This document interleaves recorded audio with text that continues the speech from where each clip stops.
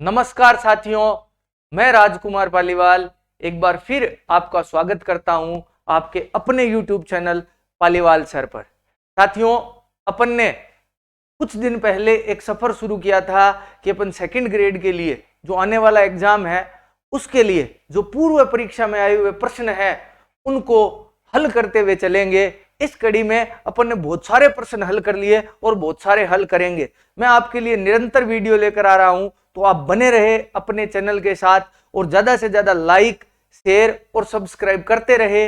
और यदि आपको इस पीडीएफ चाहिए तो सारी पीडीएफ मैंने अपने टेलीग्राम चैनल पर डाल दी है, डिस्क्रिप्शन में उसका लिंक भी है, आप ज्वाइन करें। ज्यादा से ज्यादा लाइक, शेयर और सब्सक्राइब करें। अब बिना देर किए हुए पहले प्रश्न की ओर चलता हूं। तो पहला प्रश्न देखिए, किस संविधान संशोधन से राजस्थान में राज प्रमुख पद का लोप किया गया?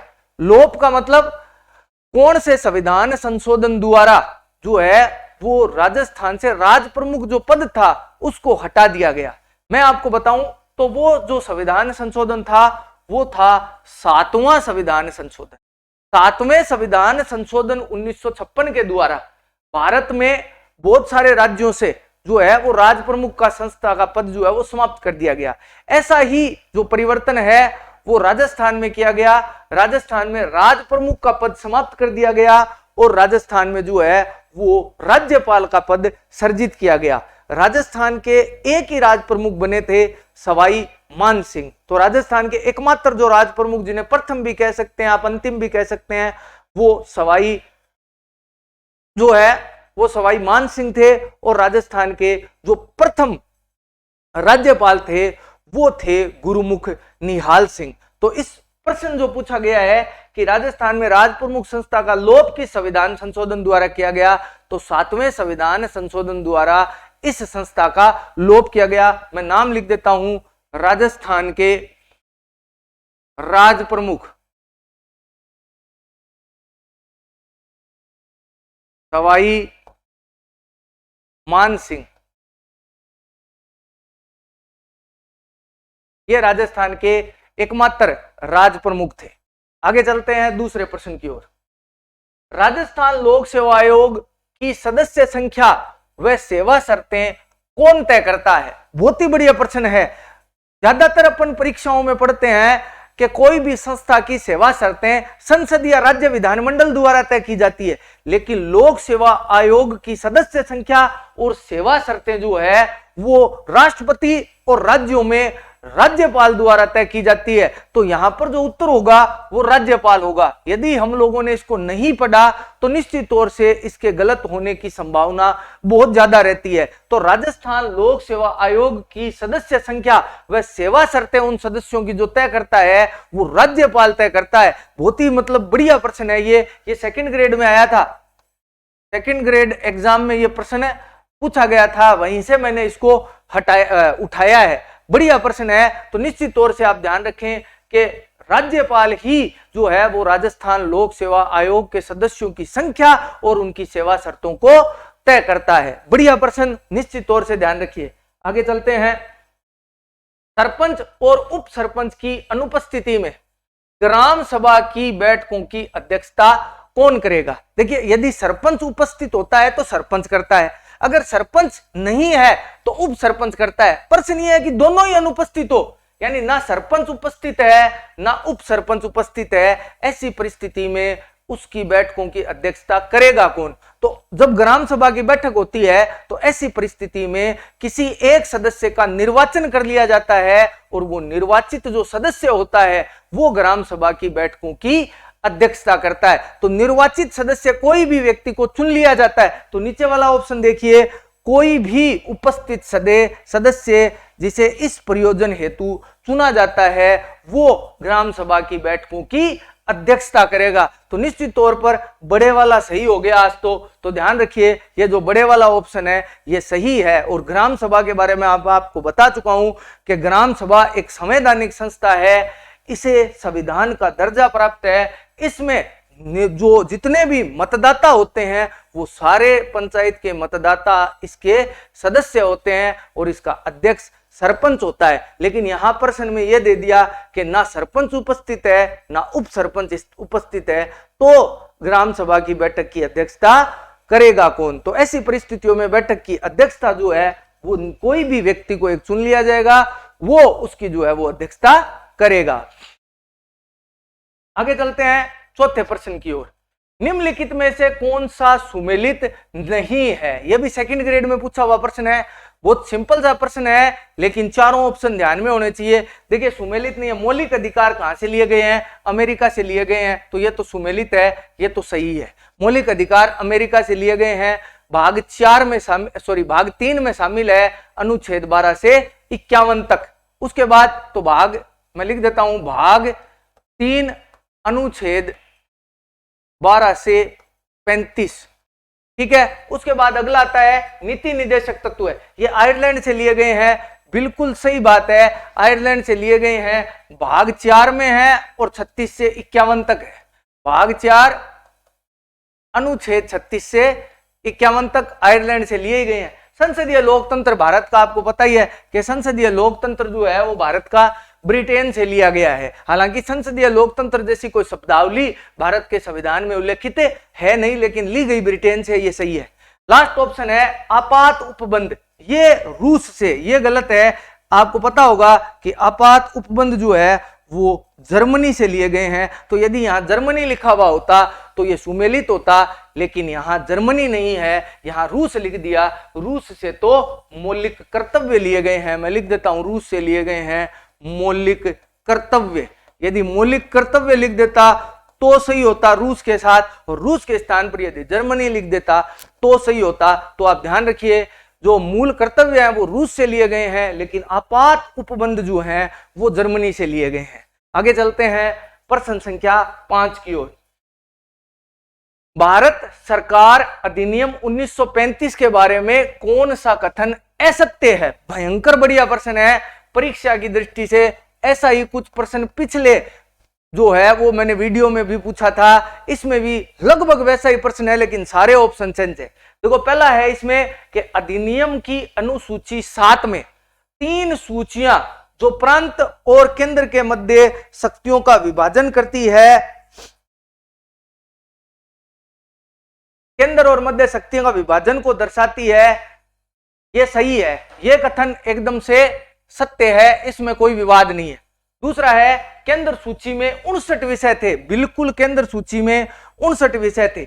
अवशिष्ट शक्तियां गवर्नर जनरल में अंतर्निहित की गई थी, यह भी सही है, गलत उत्तर हो गया। प्रांतीय सूची में 36 विषय थे, एक्चुअल में ये जो 36 विषय थे ये समवर्ती सूची में थे, समवर्ती सूची में 36 विषय थे। तो इस प्रकार जो इसमें गलत ऑप्शन है वो है प्रांतीय सूची में 36 विषय का होना। प्रांतीय सूची में 54 विषय थे, यहाँ 36 दिखा रखे हैं, तो निश्चित तौर से गलत है। ये 36 विषय जो थे वो समवर्ती सूची में शामिल किए गए थे। तो ये भी सेकंड ग्रेड में आया हुआ प्रश्न है, इसीलिए मैंने इसको जो है वो शामिल किया था। बढ़िया प्रश्न है, ये आया हुआ प्रश्न है, निश्चित तौर से आपके लिए बहुत ज्यादा महत्वपूर्ण हो सकता है। आगे चलते हैं 5वें प्रश्न के बाद 6ठे प्रश्न की ओर। निम्नलिखित में से कौन सा कथन भारत के राष्ट्रपति के संबंध में सही नहीं है? यानी राष्ट्रपति के संबंध में कौन सा कथन सही नहीं है? पहला ऑप्शन है वह संसद के किसी भी सदन को विघटित कर सकता है। निश्चित तौर पर पहला ही कथन गलत है, क्योंकि राष्ट्रपति लोकसभा को तो विघटित कर सकता है, लेकिन राष्ट्रपति राज्यसभा को विघटित करने का अधिकार नहीं रखता, क्योंकि राज्यसभा एक स्थायी सदन है, इसका कोई कार्यकाल नहीं होता, केवल इसके सदस्यों का कार्यकाल होता है 6 वर्ष। तो निश्चित तौर पर यही ऑप्शन गलत हो गया, तो ए में ही उत्तर पकड़ा गया। बाकी पढ़ जरूर लेते हैं, वह दोनों सदनों में अभिभाषण व संदेश भेजने का अधिकार रखता है, बिल्कुल वह दोनों सदनों में अभिभाषण देता है और संदेश भेजने का अधिकार रखता है। वह दोनों सदन का या किसी सदन का सत्रावसान कर सकता है। मैंने आपको पहले भी बताया था कि राष्ट्रपति किसी भी सत्र के सदन के सत्र को बुलाता है और उसको आहूत करने के बाद खत्म होने की यानी सत्रावसान करने की घोषणा करता है। लेकिन एक ध्यान रखना, राष्ट्रपति जो है वो सत्रावसान या आहूत तो कर सकता है, लेकिन स्थगित मतलब कुछ समय के लिए सस्पेंड करने का अधिकार उसके पास नहीं होता। स्थगित करने का अधिकार जो है वो संबंधित सभा का जो अध्यक्ष या सभापति होता है उसके पास ही होता है। वह अनुच्छेद 108 के दिन कुछ दशाओं में दोनों सदनों की बैठकों को बुला सकता है। यह भी सही है। वैसे तो उत्तर अपन ने पहले ही पकड़ लिया था कि वह संसद के किसी भी सदन को विघटित नहीं कर सकता है। ऐसा होता तो सही होता, वह लोकसभा को तो विघटित कर सकता है लेकिन राज्यसभा को विघटित करने की जो है वो अधिकार उसके पास नहीं है। आगे चलते हैं 7वें प्रश्न की ओर। निम्नलिखित कथनों में से भारत के प्रधानमंत्री के बारे में कौन सा कथन सही है, यानी सत्य कथन छांटिए। अब पहला प्रश्न है, पहला ऑप्शन है संसद प्रधानमंत्री का चयन संसद करती है। देखो पहला ही असत्य हो गया, संसद प्रधानमंत्री का चयन नहीं करती बल्कि प्रधानमंत्री का चयन लोकसभा से होता है। संसद चयन नहीं कर सकती, प्रधानमंत्री का चयन लोकसभा द्वारा किया जाता है। इवन यदि राज्यसभा में सरकार को बहुमत नहीं है तो भी सरकार की सेहत पर कोई फर्क नहीं पड़ता। लोकसभा में सरकार का बहुमत होना जरूरी है, तो लोकसभा प्रधानमंत्री का चयन करती है। प्रधानमंत्री की सलाह पर राष्ट्रपति अन्य मंत्रियों की नियुक्ति करते हैं, बिल्कुल सोने सच्ची बात है। अपन ने पढ़ा है अनुच्छेद 75(1) 75(1) में बकायदा लिखा हुआ है कि प्रधानमंत्री की नियुक्ति राष्ट्रपति करेंगे और अन्य मंत्रियों की नियुक्ति प्रधानमंत्री की सलाह पर राष्ट्रपति करेंगे, यही लिखा हुआ है। 3 नंबर, प्रधानमंत्री राष्ट्रपति के प्रसाद पर्यंत पद पर रहते हैं। देखिए मैंने पिछली बार भी एक प्रश्न शामिल किया था कि मंत्री परिषद का कार्यकाल कितना होता है, कि मंत्री परिषद का कार्यकाल होता है राष्ट्रपति के प्रसाद पर्यंत, तो प्रधानमंत्री भी मंत्री परिषद का एक हिस्सा ही होता है। इसलिए तीसरा कथन भी बिल्कुल सत्य है, तो 2 और 3 सही है। तो 2 और 3 का मतलब हो गया सी ऑप्शन अपना सही है। 2 और 3 सही है। और ये ऊपर वाला जो कथन है प्रधानमंत्री का चयन संसद करती है, ये गलत है। प्रधानमंत्री का चयन करने का अधिकार लोकसभा को है। आगे चलते हैं 8वें प्रश्न की ओर। निम्नलिखित में से कौन सा नीति निर्देशक तत्व मूल संविधान में शामिल नहीं था? मूल संविधान का मतलब 26 जनवरी 1950 को जो संविधान लागू हुआ था उनमें से कौन सा मौलिक नीति निर्देशक तत्व नहीं था, यानी वो नीति निर्देशक तत्वों में शामिल नहीं था, ये छांटना है। स्त्री और पुरुषों को समान रूप से जीविका, ये 39 में सदा से है, कोई दिक्कत ही नहीं है, ये 39 नंबर अनुच्छेद में था। ग्राम पंचायतों का गठन ये 40 नंबर अनुच्छेद में है और पहले से भी था। कृषि और पशुपालन संगठन ये 48 नंबर अनुच्छेद है, ये पहले भी था। ये जो 43 ए वाला था इसे 42वें संविधान संशोधन 1976 द्वारा जोड़ा गया। उद्योगों के प्रबंधन में कर्मकारों की सहभागिता ये मूल संविधान में शामिल नहीं था, इसे मूल संविधान में शामिल नहीं किया गया। इसे बाद में जो है वो मूल संविधान के बाद 42वें संविधान संशोधन द्वारा इसे संविधान में शामिल किया गया था। तो निश्चित तौर पर ऑप्शन नंबर सी गलत है, वो मूल संविधान में नहीं था। आगे चलते हैं। निम्नलिखित में से कौन सा राजनीतिक दल वर्तमान में राष्ट्रीय दल की मान्यता प्राप्त नहीं है? मैं आपको बता दूं, राष्ट्रीय दल की मान्यता जो है वो भारत में 7 दलों को है। किसी भी दल को 3 प्रकार की मान्यता होती है, राष्ट्रीय दल, राज्य या क्षेत्रीय दल और पंजीकृत दल। जिस दल को राष्ट्रीय दल की मान्यता होती है वो पूरे देश में एक चुनाव चिन्ह के साथ चुनाव लड़ सकते हैं और प्रत्येक राज्य में उन पर दल बदल का कानून लागू होता है। भारत में 7 ऐसे दल हैं जिन्हें राष्ट्रीय दल की मान्यता प्राप्त है। इनमें से जो 4 दल हैं, इनमें से 3 ऐसे दल हैं जिन्हें राष्ट्रीय दल की मान्यता प्राप्त है, लेकिन एक ऐसा दल है जिसे राष्ट्रीय दल की मान्यता नहीं है। तो देखिए, भारतीय राष्ट्रीय कांग्रेस निश्चित तौर से भारत में राष्ट्रीय दल की मान्यता प्राप्त दल है। उसके बाद भारतीय जनता पार्टी बीजेपी निश्चित तौर पर है ही बिना डाउट के। बहुजन समाज पार्टी बीएसपी को भी भारत में जो है वो राष्ट्रीय दल का दर्जा प्राप्त है। लेकिन समाजवादी पार्टी ये एक क्षेत्रीय दल है, इसे राज्य दल का दर्जा प्राप्त है। उत्तर प्रदेश में इसे राज्य दल का तो दर्जा है उत्तर प्रदेश में, लेकिन राष्ट्रीय दल का दर्जा नहीं है। इसके अलावा भारत में 4 और ऐसी पार्टियां हैं जिन्हें राष्ट्रीय दल का दर्जा प्राप्त है। तो ये जो समाजवादी पार्टी है ये राज्य दल है, ठीक है। कहाँ राज्य दल है? उत्तर प्रदेश में। और ये जो है ना वो राष्ट्रीय दल है। राष्ट्रीय दल अपने हैं 7। ठीक है, तो 7 कौन कौन से हैं आप मुझे कमेंट करके जरूर बताना। आगे चलते हैं। संविधान में उल्लेखित मौलिक कर्तव्यों के बारे में निम्न में से कौन सा कथन सही नहीं है? मौलिक कर्तव्यों के बारे में कौन सा कथन सही नहीं है? पहला, संविधान में मौलिक कर्तव्यों का समावेश 42वें संविधान संशोधन द्वारा किया गया। मैंने आपको बहुत बार बताया है कि मूल संविधान में कोई मौलिक कर्तव्य शामिल नहीं था। 2 नंबर, तो 42वें संविधान संशोधन द्वारा लाए गए। 2 नंबर, मौलिक कर्तव्यों का समावेश संविधान के अनुच्छेद 51 क में किया गया। बहुत बार अपन परीक्षा में ये देख चुके हैं, पेपरों में आया हुआ प्रश्न है, 51 क में है। भारत के नागरिक का यह मौलिक कर्तव्य है कि वैज्ञानिक दृष्टिकोण, मानववाद, ज्ञानार्जन तथा सुधार की भावना का विकास करेगा। यह हमारा एक मौलिक कर्तव्य है जो संविधान में शामिल है। मौलिक कर्तव्यों के रूप में ये पूरी बातें लिखी हुई है। अब बात आती है कि नागरिकों के लिए मौलिक कर्तव्यों का उल्लेख भाग 4 में है। गलत हो गया भैया, ये भाग 4 क में है।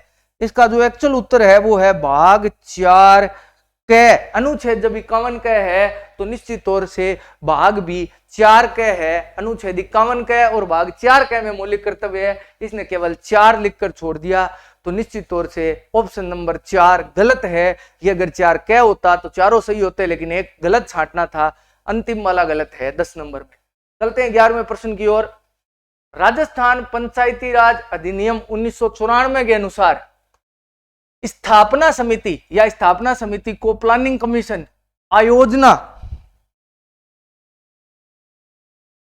आयोजना समिति भी कहते हैं।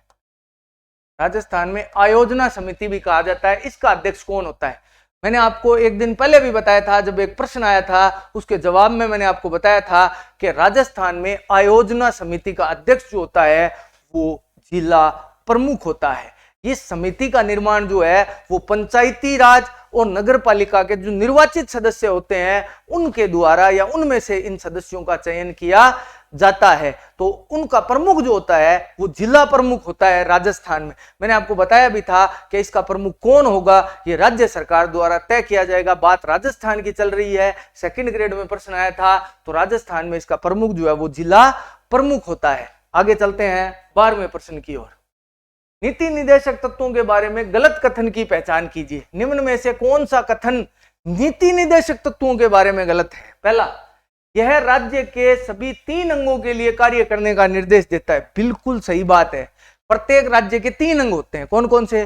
कार्यपालिका, व्यवस्थापिका, न्यायपालिका। तीनों को ये काम करने का, देखिए सामाजिक न्याय की ये बात करता है तो न्यायपालिका का काम हो गया। ये जो है वो आजीविका की बात करता है, विधायिका का काम हो गया। ये कार्यपालिका के लिए भी बहुत सारे काम सौंपता है, तो तीनों के लिए निर्देश देता है। ये समान सिविल संहिता 44 में लागू करने की बात करता है, न्यायपालिका करेगी, तो सबके लिए ये काम सौंपता है। तो ये कथन तो सही है, गलत होने का मतलब ही नहीं है। यह भारत सरकार अधिनियम 1935 में दिए गए निर्देशों के समान है। बिल्कुल सही बात है। 1935 का जो भारत शासन अधिनियम था उसमें भी नीति निर्देशक तत्वों को जो है वो शामिल किया गया था। ये कुछ डिसिप्लिन्स थे सरकार के लिए, तो वो जो है वो सेम टू सेम वैसे ही हैं, लेकिन एग्जैक्ट उनको कॉपी नहीं किया गया। हाँ, उनसे प्रेरित जरूर है। तो प्रेरित का पूछ रहा है तो प्रेरित तो है। अगला है, यह भारतीय संविधान के सामाजिक कल्याण के चार्टर से निर्मित है। ये तो मैंने आपको पहले ही बताया था कि भारत को एक लोक कल्याणकारी देश बनाया जा सके, इसी उद्देश्य से इन्हें शामिल किया गया था। तो ये सही है। 3 ऊपर वाले सही है, तो चौथा गलत होने की संभावना है पूरी। राज्य द्वारा इनके उल्लंघन पर न्यायालय रिट जारी कर सकता है। बिल्कुल गलत है। मैंने आपको कल ही बताया था कि प्रोफेसर केटी शाह ने क्या कहा था। प्रोफेसर केटी शाह ने कहा था कि ये वे चेक है जिसका भुगतान करना या न करना बैंक पर छोड़ दिया गया है। तो बैंक पर छोड़ दिया गया मतलब यही है कि इनको मनवाने के लिए न्यायालय के पास कोई अधिकार नहीं है। राज्य यदि इनको माने तो ठीक, नहीं माने तो कोई इलाज अपने पास है नहीं। तो ये ध्यान रखिए, अंतिम वाला गलत है और बहुत बार ये परीक्षा में प्रश्न पूछा जाता है। ये भी मैंने सेकंड ग्रेड के पेपर से ही उठाया है। तो आया हुआ प्रश्न ये उठाए हैं मैंने सारे 25 के 25। आगे चलता हूं 13वें प्रश्न की ओर। उच्च न्यायालय के न्यायाधीशों की सेवानिवृत्ति आयु है। बेहद भयंकर प्रश्न है, गलती कर देते पढ़ने में। अगर उच्चतम होता तो मैं 65 करता। प्रश्न यह है कि उच्च न्यायालय के न्यायाधीशों की सेवानिवृत्ति आयु कितनी है? 62 है। 62 वर्ष की आयु में सेवानिवृत्ति आयु होती है। इनकी आयु 65 करने के लिए जो विधेयक है वो संसद में प्रस्तुत किया गया, लेकिन अभी तक पारित नहीं हुआ, वो संशोधन विधेयक अभी संविधान में पेंडिंग है, वो पारित नहीं हो पाया। तो आने वाले समय में 65 होती है या नहीं होती है? यदि सुप्रीम कोर्ट की बात करूं, सुप्रीम कोर्ट में ये आयु जो है वो 65 वर्ष है। सुप्रीम कोर्ट के न्यायाधीशों की 65 है और उच्च न्यायालय यानी हाई कोर्ट के न्यायाधीशों की 62 वर्ष है। इसके अलावा जब बात हाई कोर्ट सुप्रीम कोर्ट की आ गई तो एक प्रश्न मैंने आपको पिछली क्लास में पूछा था कि इलेक्शन कमीशन ऑफ इंडिया के प्रमुख यानी मुख्य निर्वाचन आयुक्त को किस प्रकार हटाया जाता है, तो आज उसका उत्तर बता देता हूं।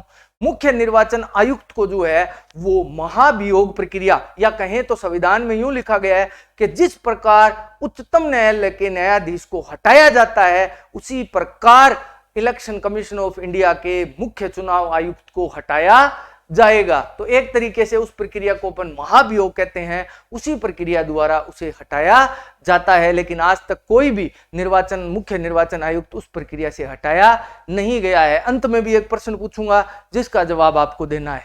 आगे चलते हैं 14वें प्रश्न की ओर। निम्नलिखित में से क्या ब्रिटिश संविधान से नहीं लिया गया?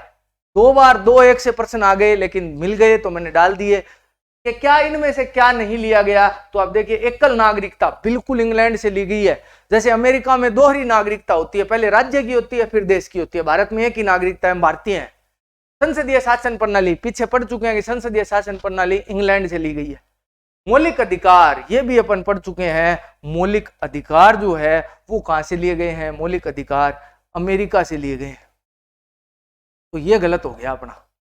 मौलिक अधिकार लोकसभा अध्यक्ष का पद भी इंग्लैंड से ही लिया गया है, अमेरिका से नहीं लिया गया, ये इंग्लैंड से लिया गया है लोकसभा अध्यक्ष का पद। तो ये 3 पद तीन जो बातें हैं वो इंग्लैंड से ली गई, एकल नागरिकता, संसदीय शासन प्रणाली और लोकसभा अध्यक्ष का पद। जबकि मौलिक अधिकार जो है वो अमेरिका के संविधान से लिए गए हैं। निश्चित तौर से ध्यान रखिए। आगे चलते हैं 15वां प्रश्न।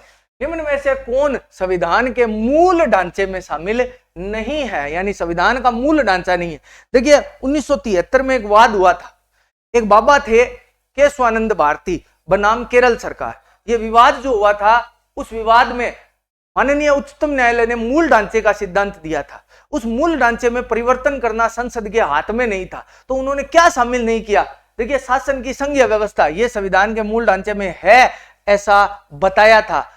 उसके अलावा केंद्र व राज्यों के मध्य शक्तियों का बंटवारा यह भी मूल ढांचे में है। न्यायपालिका की स्वतंत्रता भी मूल ढांचे में है। भारत की पंथ निरपेक्षता भी मूल ढांचे में है। भारत का समाज जो भारत की प्रस्तावना में लिखी बातें हैं उनके अलावा कई ऐसी चीजें हैं जो मूल ढांचे में शामिल है। इसमें अगर अपन देखें तो शासन की राष्ट्रपति प्रणाली भारत में ये लागू भी नहीं है और ये मूल ढांचे में भी शामिल नहीं है। तो मूल ढांचे में भारत की राष्ट्रपति प्रणाली जो है वो शामिल नहीं है। वैसे भी अलग लग रहा है तो उत्तर छांटने में ज्यादा समस्या आपको आई नहीं होगी। आगे चलते हैं और साथ साथ मैं आपको एक काम और देता हूं, आप मुझे कमेंट करके बताना कि जो आज मैंने 25% करवाऊंगा मैं आगे, उन 25 में से आपके कितने सही होते हैं। आगे चलते हैं 16वें प्रश्न की ओर। किस आपातकाल स्थिति में अनुच्छेद 19 के अंतर्गत दी गई स्वतंत्रताओं को निलंबित किया जा सकता है? कल एक प्रश्न था कि 2 ऐसे अनुच्छेद जो हमेशा लागू रहते हैं चाहे आपातकाल ही क्यों लागू ना हो जाए, तो वो थे 20 और 21। आज प्रश्न है कि 19 की स्वतंत्रताएं कब हटा दी जा सकती है। देखो, यदि राज्य आपातकाल लगे तो सारे मौलिक अधिकार लागू रहते हैं, अगर वित्तीय आपातकाल लगे तो भी सारे मौलिक अधिकार लागू रहते हैं, सशस्त्र विद्रोह हो जाए तो भी सारे मौलिक अधिकार लागू रहते हैं। लेकिन यदि युद्ध एवं बाह्य आपातकाल लग जाए, यानी अनुच्छेद 352 2 प्रकार से लगता है। अनुच्छेद 352 2 प्रकार से लगता है। एक, आंतरिक सशस्त्र विद्रोह के कारण।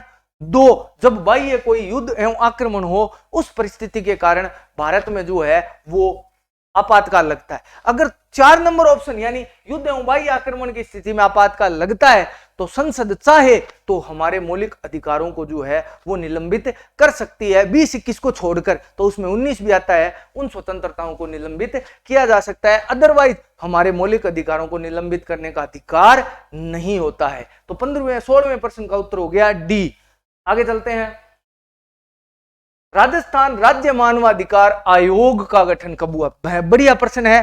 राजस्थान राज्य मानवाधिकार आयोग से रिलेटेड 2 प्रश्न पूछे जाते हैं। एक प्रश्न तो यह है कि गठन कब हुआ। मैं आपको बता दूं, गठन इसका 1999 में हो गया था। लेकिन इसने काम करना चालू किया था मार्च 2000 में। मार्च 2000 में कार्य करना प्रारंभ किया था मार्च 2000 में, जबकि इसका स्थापना 1999 में ही हो गई थी। 1999 में यह स्थापित हुआ और 2000 में मार्च की 2000 में इसने काम करना प्रारंभ किया। गोपाल कृष्ण कल मैंने आपको बताया था कि इसके वर्तमान अध्यक्ष हैं। कल जो सेशन हुआ था आप उसको भी देखें, उसमें 25 प्रश्नों में 1 प्रश्न ये भी था। आगे चलते हैं 18वां प्रश्न। राजस्थान राज्य सचिवालय में निम्न पदाधिकारियों का आरोही क्रम क्या है? एक्चुअल में अवरोही क्रम, बड़े से छोटे की ओर जो क्रम है वो पूछा है इसमें। तो अवरोही क्रम क्या है? थोड़ा सा ये गलत हो गया तो मैं इसको सही कर देता हूं। अवरोही क्रम क्या है? तो अवरोही क्रम मतलब ऊपर से नीचे की ओर सबसे बड़ा अधिकारी कौन होगा, उसके बाद कौन होगा प्रशासनिक व्यवस्था में। तो मैं आपको बता दूं सबसे बड़ा अधिकारी होता है मुख्य सचिव। मुख्य सचिव 1 नंबर अधिकारी होता है। मुख्य सचिव के बाद आता है शासन सचिव। मुख्य सचिव के बाद 2 नंबर होता है शासन सचिव। शासन सचिव के बाद आता है अतिरिक्त सचिव। तो अतिरिक्त सचिव 3 नंबर होगा अतिरिक्त सचिव। और सबसे नीचे होता है इसमें उप सचिव। अब यदि अपन इसको देखें तो ये कितने नंबर पर है? ये 1 नंबर पर है। शासन सचिव 4 नंबर पर है, अतिरिक्त सचिव 3 नंबर पर है और ये 2 नंबर पर है। तो 1 4 3 2 1 4 3 2 डी उत्तर होगा इसमें। ये आप निश्चित तौर से ध्यान रखिए, इनका ऊपर से नीचे का क्रम अवरोही क्रम ये 2nd ग्रेड में आया था। 2nd ग्रेड में अलग से टॉपिक है ये, इसलिए ये प्रश्न पूछा जाता है और बहुत बार पूछा गया है। यही कारण है कि मैंने इस प्रश्न को इसमें शामिल किया है। तो अवरोही क्रम को आप ध्यान से देख लीजिए। आगे चलते हैं। निम्न में से कौन सा कथन असत्य है? इन कथनों में से कौन सा कथन गलत है, छांटना है अपने को। राज्य विधानमंडल संविधान संशोधन विधेयक पर अनुमोदन देने के लिए बाध्य है। तो निश्चित तौर से पहला ही कथन गलत है। राज्य विधानमंडल संविधान संशोधन विधेयक पर अनुमोदन देने के लिए बाध्य नहीं है, वो ना भी कर सकती है, पर्याप्त अधिकार है। यही पूछा था, यही सही है। बाकी इसका मतलब सही है। संविधान संशोधन की प्रक्रिया का उल्लेख अनुच्छेद 368 में है, खूब बार पढ़ चुके हैं, बिल्कुल है, तो सत्य कथन है। संविधान संशोधन पर अनुमोदन प्राप्त करने के लिए विधानमंडल में दिल्ली और पुडुचेरी भी शामिल है। आपको बताया था कि दिल्ली और पुडुचेरी से भी अनुमोदन प्राप्त किया जा सकता है। राज्य विधानमंडल संविधान संशोधन विधेयक में कोई परिवर्तन नहीं कर सकता, बिल्कुल कोई परिवर्तन नहीं कर सकता, यही सही है। लेकिन अनुमोदन देने के लिए बाध्य नहीं है, ना कर सकता है कि भाई हमें ये मंजूर नहीं है, लेकिन ऐसा नहीं है कि थे यहाँ कर लो, ये नहीं कह सकता। अनुमोदन देने के लिए बाध्य नहीं है, ये सही बात है। लेकिन इसमें कहा है कि बाध्य है, तो बाध्य तो बिल्कुल नहीं है। आगे चलते हैं 20वें प्रश्न की ओर। राज्यपाल का पद किस देश के संविधान से लिया गया है? राज्यपाल के अगर मैं पद की बात करूं तो राजस्थान भारत में राज्यपाल का पद कनाडा के संविधान से ग्रहण किया गया है। आयरलैंड के संविधान से नीति निर्देशक तत्व है। संयुक्त राज्य अमेरिका के संविधान से मैं बात करूं तो मौलिक अधिकार उपराष्ट्रपति का पद लिया गया है। अगर दक्षिण अफ्रीका से बात करूं तो संविधान संशोधन की प्रक्रिया दक्षिण अफ्रीका से ली गई है। हालांकि राज्यपाल का पूछा था तो राज्यपाल का पद कनाडा से लिया गया है। इसके अलावा भारत में संघीय शासन व्यवस्था जो है उसमें यूनियन स्तर की जो संघीय शासन व्यवस्था है वो भी कनाडा से प्रेरित है, कनाडा से ली गई है। तो 20वें प्रश्न का उत्तर होगा राज्यपाल का पद कनाडा से लिया गया है। चलते हैं 21वें प्रश्न की ओर। राज्यसभा की शक्तियों के संबंध में निम्नलिखित में से कौन सा कथन सत्य है? राज्यसभा के बारे में कौन सा कथन सत्य है? वह संसद को राज्य सूची के विषय पर कानून बनाने का अधिकार दे सकती है, बिल्कुल दे सकती है। जो है वो 2 अनुच्छेद है जो राज्यपाल के विशेष पावर है। एक अनुच्छेद 312 है जिसके तहत राज्यपाल किसी भी सेवा को अखिल भारतीय सेवा बना सकती है। एक अधिकार है कि राज्यसभा किसी भी व्यवस्था को, किसी भी राज्य सूची के विषय को राष्ट्रीय महत्व का विषय सामने घोषित कर सकती है और उस पर कानून बनाने का अधिकार जो है वो संसद को दे सकती है। तो वो कथन तो सुहाना सत्य है। दूसरा, उपराष्ट्रपति को हटाने का प्रस्ताव केवल राज्यसभा में लाया जा सकता है। बिल्कुल सत्य बात है, अगर राष्ट्रपति उपराष्ट्रपति को हटाना है तो उससे हटाने का प्रस्ताव पहले राज्यसभा में लाया जाएगा, वहां पारित होने के बाद लोकसभा अनुमोदन करेगी, उपराष्ट्रपति जी हट जाएंगे। वह धन विधेयक में संशोधन प्रस्तावित कर सकती है। बात गलत होगी, क्योंकि धन विधेयक पर वह संशोधन प्रस्तावित नहीं कर सकती। जैसा राज्य लोकसभा ने दिया है वो उस पर चर्चा कर सकती है, लेकिन संशोधन प्रस्तावित नहीं कर सकती। तो 1 और 2 कथन सही है, तो ए इसका उत्तर हो गया 1 और 2। ठीक है, आगे चलते हैं प्रश्न नंबर 22 की ओर। राजस्थान के निम्न मुख्यमंत्रियों में से कौन संविधान सभा के सदस्य नहीं रहे? ये चारों राजस्थान के मुख्यमंत्री रहे हैं। 2 तो इसमें ऐसे मुख्यमंत्री हैं जो राजस्थान के पहले मुख्यमंत्री है। हीरालाल शास्त्री राजस्थान के पहले मुख्यमंत्री है, और टीकाराम पालीवाल राजस्थान के जो है वो प्रथम निर्वाचित मुख्यमंत्री है। लेकिन प्रश्न यह नहीं है, प्रश्न यह है कि इनमें से कौन संविधान सभा के सदस्य नहीं रहे। यदि मैं बात करूं हीरालाल शास्त्री की, बिल्कुल रहे हैं। जयनारायण व्यास रहे हैं। अब आप कहेंगे ये CS वेंकटचारी क्या राजस्थान के मुख्यमंत्री रहे हैं? ये राजस्थान के मनोनीत मुख्यमंत्री रहे हैं। ये एक ICS थे। जैसे आज IS सेवा चलती है, वैसे ICS सेवा चलती थी। ये बीकानेर में भी रहे थे, काफी दिनों तक बीकानेर में राज्य सचिव के रूप में रहे। फिर ये जयपुर चले गए, वहां भी रहे। बाद में इन्हें मुख्यमंत्री के रूप में भी कार्य करने का मौका मिला, CS वेंकटचारी। और ये बाद में संविधान सभा के लिए भी चुने गए थे, तो राजस्थान के मुख्यमंत्री भी रहे हैं। राजस्थान के एकमात्र ICS मुख्यमंत्री CS वेंकटचारी थे, तो ये भी रहे हैं। तो बच गए कौन? राजस्थान के पहले निर्वाचित मुख्यमंत्री टीकाराम पालीवाल जो थे वो संविधान सभा के सदस्य नहीं रहे। हालांकि एक ऐसे मुख्यमंत्री है जो है वो राजस्थान में मुख्यमंत्री भी रहे, और बाद में जब पंडित जयनारायण व्यास जी की सरकार बनी तो उसमें ये उप मुख्यमंत्री भी रहे। तो एक ऐसे भी मुख्यमंत्री हैं जो उप मुख्यमंत्री भी रहे, टीकाराम पालीवाल। तो राजस्थान के एकमात्र मुख्यमंत्री जो उप मुख्यमंत्री भी रह चुके हैं वो टीकाराम पालीवाल है, और पहले मुख्यमंत्री रहे, बाद में उप मुख्यमंत्री रहे। कम ही होता है ऐसा। हालांकि महाराष्ट्र में हाल ही में भी ऐसा हुआ है, जब जो देवेंद्र फडणवीस है वो पहले मुख्यमंत्री रहे, और अब जो शिंदे सरकार है उसमें वो उप मुख्यमंत्री है। ऐसा ही हाल कुछ टीकाराम जी का हुआ। आगे चलते हैं 23वें प्रश्न की ओर। राजस्थान के एक ऐसे मुख्यमंत्री जो 3 बार मुख्यमंत्री बने परंतु अपना कार्यकाल पूरा नहीं कर पाए। ऐसे भी मुख्यमंत्री है जो 3 बार बने लेकिन कार्यकाल पूरा कर नहीं पाए। ऐसे मुख्यमंत्री थे हरिदेव जोशी। हरिदेव जोशी राजस्थान के एक ऐसे अभागे मुख्यमंत्री थे जो 3 बार मुख्यमंत्री तो बन गए लेकिन अपना पूरा कार्यकाल यानी 5 वर्ष पूरा नहीं कर पाए। ये हर बार जो है वो किसी ना किसी कारण से सरकार गिर जाती थी। हरिदेव जोशी एक ऐसे व्यक्ति हैं जो लगातार प्रथम 10 विधानसभाओं के सदस्य रहे थे। ये एक अनोखा रिकॉर्ड है, लगातार किसी भी विधायिका का 10 बार सदस्य रहने का अनोखा रिकॉर्ड है। एक बार भी चुनाव नहीं आ रहे। ये दुनिया के वो वाहिद लीडर है जो 10 सालों तक एक ही जो है वो विधायिका के सदस्य रहे थे। तो हरिदेव जोशी, हाँ ये जरूर कहे जा सकते हैं कि एक ऐसे मुख्यमंत्री जो कभी अपना कार्यकाल पूरा कर ही नहीं पाए 3 बार बनने के बावजूद। RAS में पूछा गया प्रश्न है, कोई जो है RAS प्री के एग्जाम में पूछा गया था, तो निश्चित तौर से बढ़िया प्रश्न हो सकता है। आगे चलते हैं 24वें प्रश्न की ओर। संघ और राज्यों के मध्य वितरण में साइबर कानून किस सूची में आते हैं? देखिए साइबर कानून मतलब कंप्यूटर से संबंधित जो कानून है, अगर सॉफ्टवेयर पूछ लेता तो अवशिष्ट सूची में आता है। बात साइबर कानून की कर रहा है तो ये वर्तमान में संघ सूची में शामिल है। ध्यान रखना, प्रश्न को थोड़ा सा अवशिष्ट सूची मत कर देना, संघ सूची इसका उत्तर है। तो साइबर कानून संघ सूची के तहत आते हैं। चलते हैं आज के अंतिम प्रश्न की ओर। भारत का सबसे नवीन उच्च न्यायालय कौन सा है?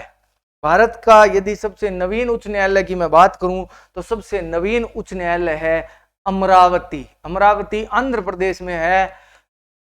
आंध्र प्रदेश में अमरावती है और हाल ही में इस नए उच्च न्यायालय की स्थापना हुई है। कारण क्या था कि आंध्र प्रदेश के दो भाग हो गए, एक तेलंगाना बन गया, एक आंध्र प्रदेश बन गया। अब तेलंगाना की जो राजधानी है वो हैदराबाद बना दी गई, जो पहले आंध्र प्रदेश की राजधानी हुआ करती थी। तो हैदराबाद तो वहां चला गया, तो उसके साथ वो हाईकोर्ट भी चला गया, तो इसलिए वहां अब कोई उच्च न्यायालय नहीं था। ये कुछ दिनों के लिए प्रावधान किया गया था कि हैदराबाद जो उच्च न्यायालय है वही दोनों राज्यों के लिए एक उच्च न्यायालय का काम करेगा। लेकिन तो नई सरकार आई जब आंध्र प्रदेश में, तो उन्होंने जो YSR रेड्डी के जो बेटे जगनमोहन रेड्डी वर्तमान में आंध्रा के CM है, उन्होंने जल्दीबाजी करके जो है वो अमरावती में अपना जो है वो नया उच्च न्यायालय खुलवा लिया। तो आज के इस 25 प्रश्नों के सफर में अपन ने 25 प्रश्नों को देखा, पढ़ा। तो आपको अच्छा लगे तो निश्चित तौर से कमेंट करें, कमेंट करके बताएं और क्या सुधार किया जा सकता है वो भी बताएं।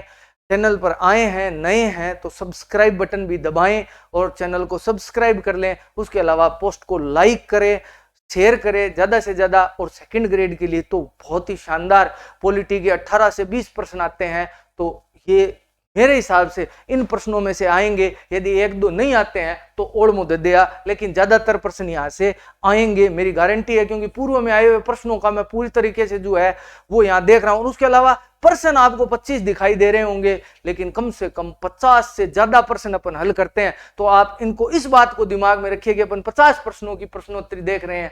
और साथ ही आप कमेंट करके बताएं। आज का प्रश्न भी मैंने आपको कहा था कि मैं पूछूंगा, मैं पूछ चुका, दोबारा पूछ लेता हूं। भारत में कौन कौन से दलों को राष्ट्रीय दल की मान्यता प्राप्त है? कमेंट करके बताएं। नहीं बताया मैं बताऊंगा, आप बताएं जरूर, प्रयास करें। और 25 में से कितने सही हुए वो भी जरूर बताएं। आज के वीडियो में इतना ही, धन्यवाद।